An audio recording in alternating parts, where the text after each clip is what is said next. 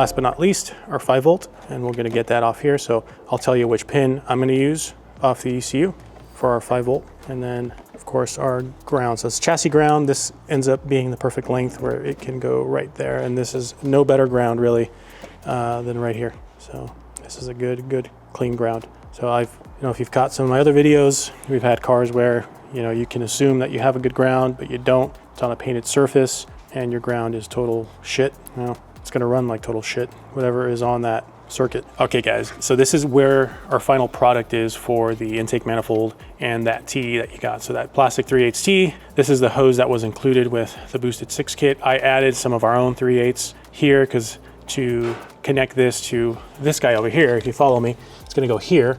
It wasn't gonna be long enough. So I added this, measured it out, goodness, 5.5 inches, 6 inches or so, if that, of extra hose. I'm gonna use the factory clamp here to make it easy to disconnect off of there. And then I've got these ABBA clamps that we've added over here so we can ensure we have no leaks on this side of everything. So this is all good to go. Literally just gonna plop it on in. We'll walk through the throttle body, removing those coolant hard pipes if you want to remove them, and then we'll install the throttle bodies after we get this thing bolted down. Test fit everything fits bitchin', super happy with it, and we are ready to put this in next. Okay guys, so this is what I've come up with. This is where I'm gonna get my 5-volt source, pin 177, which is the very first connector, the easy connector, the durable one that you're not really gonna mess up and worry about damaging. We're gonna go off of there. It's a green wire, as you see here, G, and we're looking at it and it's battery voltage, right? Boom, 5 volts. Sensor power supply, and it's the EVAP.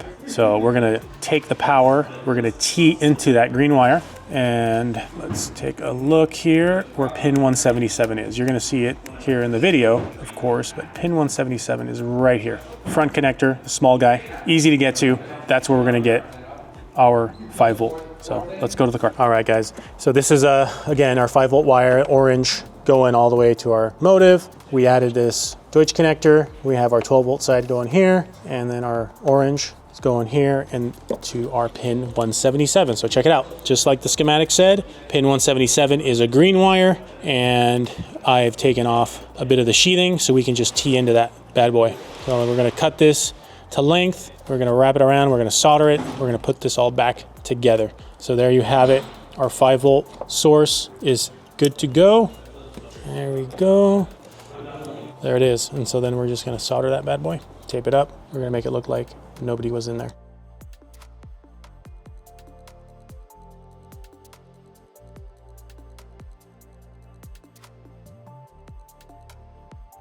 Slip our cover back on this thing, like that. Then we're gonna run our zip tie through, just like the factory, and then carefully put on, there we go, make sure it goes in open position, and then just like that, we have our 5-volt. Boom, bada bing, bada boom.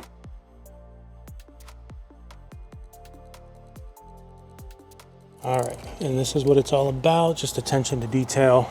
That way, when the customer gets the car back or he sees it, it looks like barely anything was done to it. And actually a lot's been done, but you did a nice job running the wiring, connecting everything, and then you also want to think about if you have to get back in there, you want to make it clean to get back to work on it. All right, this one, we'll wait and see where we're going to run it. We might run it this way into here where all our other connections are for the IPDM.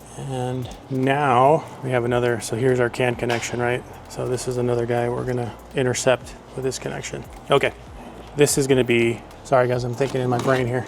This is going to be the connection that comes off of that guy there. So that says to engine harness, which is that now. And then you can see all these other guys we have to connect, which I have no clue yet. 12-volt auxiliary to gas fuel pressure sensor, 12-volt auxiliary out. This is for the flex fuel, 12-volt auxiliary in, number 4, and then chassis ground, 5-volt out. So we'll get there, and then we have a gray wire, auxiliary out 2 control, auxiliary out 1 control, and then this is what's going to connect to the actual reflex box. And then at the end of this we have our injectors, so let's work on that. Let's work on that next. So these are clearly labeled. Again, the positions are 1, 3, 5. That's on the passenger side. Driver side is 2, 4, and 6. So let's see here what makes the most sense. Let's run it back, and I'm going to start connecting injector number 6 which is this guy. I'm not gonna plug it in all the way. Find a little clean area. So we're gonna rotate that injector. Number 4, something like that.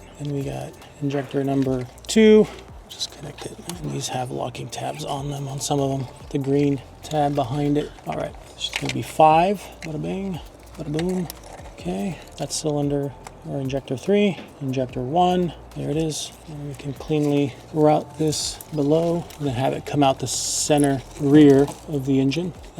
These are gonna lay pretty nicely in there. And then we'll make sure we have them all seated correctly onto the injectors. That's great. You definitely don't wanna have one not plugged in all the way. And that cylinder is not gonna get the fuel it needs, and you will end up with a hole in your piston. All right, this part, now we're gonna go off to the side, and then we're gonna have to figure out where we're gonna mount or place our motive box. So we're gonna leave all this stuff here. And really, it looks like, guys, we are ready to, if you wanted to, install our intake manifold back on the upper side and plug everything back in on this side. We can do that. So I'm gonna wait. I just wanna make sure we get all this connected correctly. That way I don't have to undo anything if I need to. So we'll move on to this next step of connecting to the chassis harness and all that fun stuff. All right, there you have it, guys. It's all wired up. Everything is good to go. I am happy with the layout, everything installed as it should. So great work by Boosted6. Happy with the harness. We will tidy up the rest of it once we figure everything's working and we get it all programmed. But there you have it. So once it's all together, we'll get a final shot of it, of course, but you know, it won't be too obvious to the untrained eye of what's going on. I mean, you're gonna see the fuel filter and things of that nature and the fuel lines, but it's all gonna look what I like to call OE+. So really nice. We're gonna do spark plugs before we put the intake manifold back on. That way we've got plenty of room. We'll put the plugs in, and then we'll get our manifold in. We'll do all throttle bodies.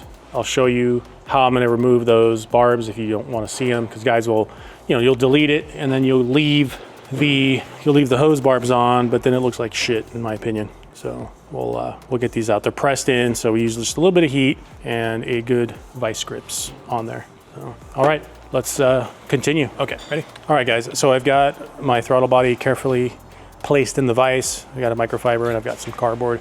So I didn't crank down too hard, but just enough to keep this thing in place. Be mindful, now that we have our cardboard there and the torch, that you don't start lighting stuff on fire. And we don't need a whole lot of heat. So you can see where I'm focusing the heat is right in this area right there. Just enough, just to get a little bit of heat through there to make it a little easier to pull those barbs out. That's it. This one, we're gonna attack through here. And obviously we're not worried about these because they are gonna get damaged on this removal process.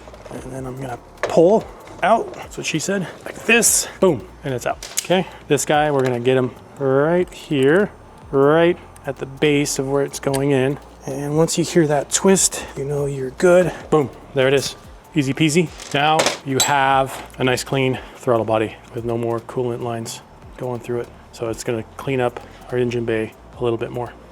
So we've wrapped it all up, everything is back together. I don't have the covers on here, of course, but we're gonna wait. I wanna make sure that everything is wired correctly before we finish off hiding everything. So again, recap, all of our stuff is wired up over here, and then we ran our motive box through the grommet, we resealed it, and we've got it just sitting down by the passenger's floorboard, and then we'll end up putting it somewhere and hiding it, but we really should need to get to it. Some of the programming for the motive itself is available to download through Motive for the VR30 setup. And then the rest of it, of the tuning, is gonna happen through the Accutech tuning software. So big thanks to Lucan for pointing me in the right direction with that stuff. But let's take a quick look. And the next thing we're gonna do is fire it up, make sure we don't have any leaks.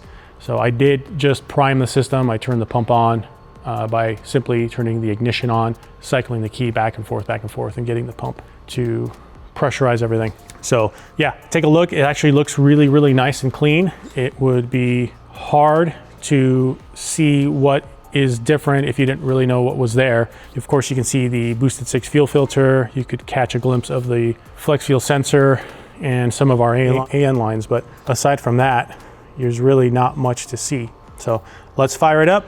I have the motive reflex box disconnected. let's just start it, make sure everything sounds good, and make sure we're not pissing a bunch of gasoline everywhere. All right, give me like 2 minutes.